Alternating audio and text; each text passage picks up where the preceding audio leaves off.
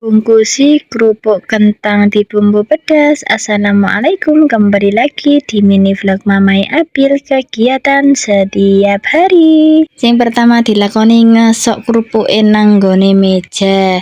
Iki iku bukan tempat apa-apa ya bes. Iki meja khusus buat mergawe bungkusi. Dek kontenku sing bungkusi ngene iki ana sing komen kok bungkusi nang kasur. Sebenarnya iki duduk kasur, iku meja khusus digawe bungkusi. Emang motifnya mirip kayak kasur, tapi tidak kasur ya bes. Bungkusi lek gak nganggo meja ngene iki ya pegel boyoke kerwoso, lagi sedih lho ya wis pegel. Lah nek nganggo meja ngene iki ora sepiro ya tetep pegel. Jenenge wae mergawe opo wae ku ya mesti pegel, ora ono mergawe ora pegel. Terkadang sing ora mergawe wae sambat pegel, opo maneh sing mergawe koyo ngene iki.